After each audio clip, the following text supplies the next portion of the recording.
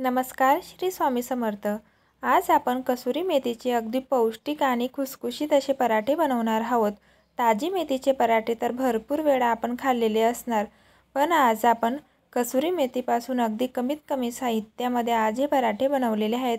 आणि ताजी मेथी ही प्रत्येक वेळा आपल्या घरामध्ये अवेलेबल राहीलच असे नाही, तर त्यामुळे कसुरी मेथीचे पराठे हे नक्की एकदा ट्राय करून बघा। नक्कीच तुम्हाला ही रेसिपी आवडेल। चला तर माझ्या रेसिपीला सुरुवात करूया। या ठिकाणी आपल्याला गव्हाचं पीठ घ्यायचं आहे 2 वाटी। पाव चमचा एवढी हळद घातलेली मी आणि अर्धा टीस्पून एवढा लाल तिखट मसाला घातलेला आहे। अर्धा टीस्पून धने जिरे पूड घालायची आहे। अर्धा टीस्पून एवढं मी मीठ घातलेलं आहे चवीनुसार आणि हाफ टीस्पून एवढे ओवा घेतलेले होते, त्या देखील आपल्याला आता क्रश करून घालून घ्यायचे। आता एक मोठा चमचा एवढा मी सफेद तीळ घेतलेलं आहे।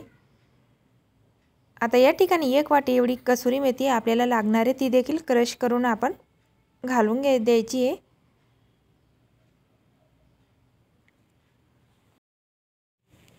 आता हे सगळं साहित्य आपल्याला चांगलं मिक्स करून घ्यायचं आहे।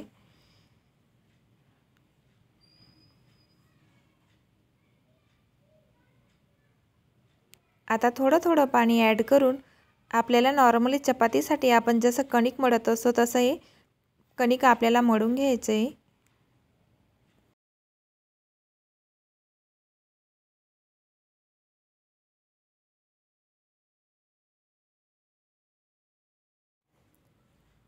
तर आता या ठिकाणी पराठ्यांसाठी लागणारं कणिक हे मी चांगलं मळून घेतलेलं आहे। आता थोडं तेल असं वरून टाकून मी आता परत एकदा 2 ते 3 मिनिटभर आता हे कणिक चांगलं असं मळून घेणार आहे। आता झाकण लावून याला 15 ते 20 मिनिटासाठी आपल्याला सेट होण्यासाठी ठेवून द्यायचं आहे।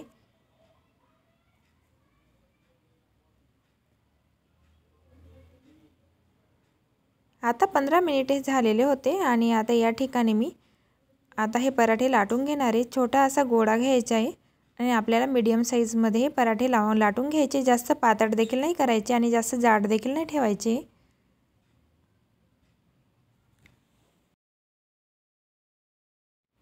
तर आता या ठिकाणी पराठे हे आपले लाटले गेलेले आहेत। आता दुसरीकडे मी तवा देखील गरम करायला ठेवलेला होता आणि आता हे पराठे आपल्याला चांगले असे भाजून घ्यायचे आहेत।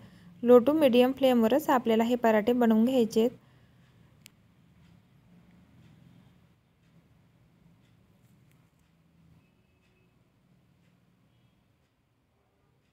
आता या ठिकाणी दोघी बाजूने पराठा हा चांगला भाजल्यानंतर किंवा शेकल्यानंतर आता त्याच्यावर मी तूप लावून घेणार आहे। या ठिकाणी तुम्हाला आवडत असेल तर तुम्ही बटर देखील लावू शकतात।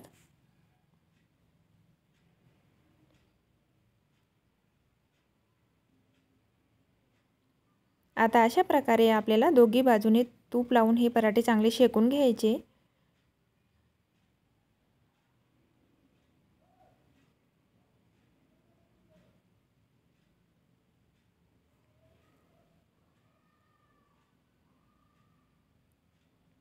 चला तर मग आता सगळे पराठे मी अशा प्रकारे आता बनवून घेते।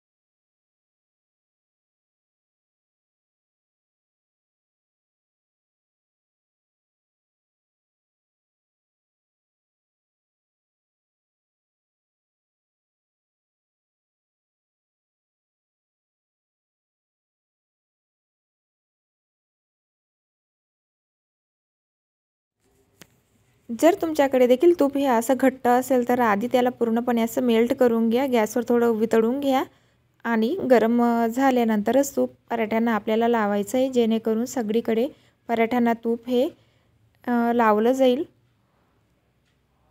आता या ठिकाणी तुम्ही बघू शकताय की सगळे पराठे मी आता रेडी करून घेतलेले आहेत।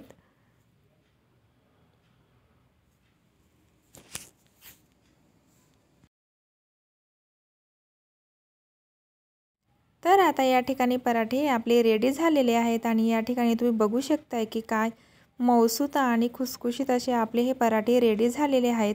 तर गरमागरम पराठे आता दहीसोबत या तुम्ही पण खायला अतिशय चविष्ट आणि असे अतिशय खमंग असे पराठे लागतात। अतिशय पौष्टिक आपले हे मेथीचे पराठे या ठिकाणी तयार झालेले आहेत। नक्की एकदा ही रेसिपी ट्राय करून बघा आणि लाईक करायला विसरू नका। रेसिपी आवडली असेल तर चॅनलला सबस्क्राईब देखील नक्की करा आणि कमेंटमध्ये मला रेसिपी तुम्हाला कशी वाटली नक्की सांगा।